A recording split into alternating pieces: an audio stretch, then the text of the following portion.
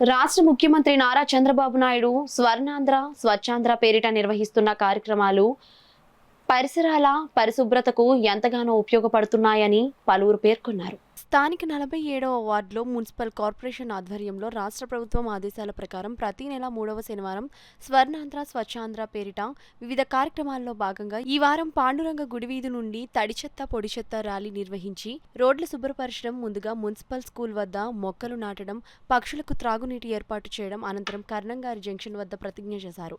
ఈ కార్యక్రమంలో రాష్ట్ర SC Mala corporation director Korlabattula Apparao, Janasena నాయకులు దాడి మధు, బీజేపీ కూటమి సభ్యులు మరియు 47వ ward admins and all secretaries and nodal officers పాల్గొన్నారు. దీనిలో భాగంగా ఈరోజు మేము 47వ డివిజన్లో కాకినాడలో 47వ డివిజన్లో మొక్కలు నాటడం, ఈ బీట్ ద హీట్ మీద జనాలకి అవేర్నెస్, అంటే ప్రస్తుత కాలంలో ప్రతి చోట హీట్ వేవ్స్ అనేవి సంభవిస్తున్నాయి. అంటే దీనికి కారణం గ్లోబల్ వార్మింగ్. సో దీన్ని అరికట్టడానికి మన వంతు ప్రతి ఒక్కరిది సిటిజన్సే ఎవరు ఇంట్లో వాళ్ళు మనం అరికట్టాలి. కాబట్టి దీనిలో భాగంగా కార్యక్రమాలు చేయడం జరుగుతుందండి. మొక్కలు నాటడం, అలాగే టెర్రస్ మీద అంటే మన ఇంటి రూఫ్ టాప్ మీద గ్రీనరీ గార్డెనింగ్ అవి చేయడం, అలాగే పక్షుల కోసం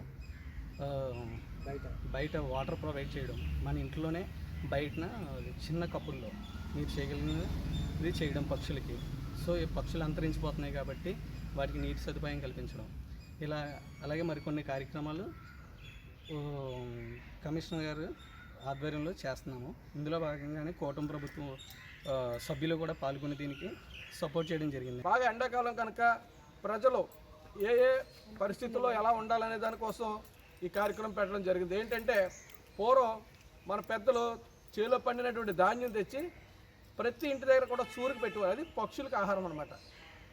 ఆ పక్షులు పిచ్చుకలు అంతమైపోతున్నాయి. ఎందుకంటే వేడి ప్రాంతం వల్ల అనేకమైనటువంటి మన ఏరియాలో ఉన్నటువంటి ఏంటిది సెల్ ఫోన్లు, వీటి వలన ఎన్నిటి వల్ల టవర్స్ వలన కూడా పక్షులు అంతరించిపోతున్నాయి, వేడి పెరిగిపోయింది.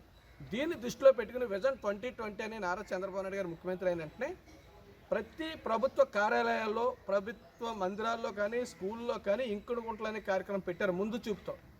ఆ కార్యక్రమం ఈరోజు మళ్ళీ మనం నూతనంగా తీసుకోవాలంటే అవసరం ఉంది. ఈరోజు నరసానగర్ స్కూల్లో పక్షులకి పశువులకి నీళ్లు పెట్టడం జరిగింది. ఇక్కడ చక్కగా కోవిళ్ళు కానీ పిచ్చుకలు కానీ కాకిలు కానీ అంతరించిపోయినటువంటి పక్షులు మళ్ళీ కనపడుతున్నాయి. ఇదే వాతావరణాన్ని కాకినాడ పట్టణం అంతా తీసుకురావాలనేది మా ఉద్దేశం. అలాగే త్వరలో కూడా ఈ పక్కనే పార్క్ ఉంది. ఈ పార్కును కూడా ప్రజల యొక్క సహకారంతో, మున్సిపల్ అధికారుల సహకారంతో ఒక క్లీన్ అండ్ గ్రీన్ ఖచ్చితంగా తీసుకోవాలి.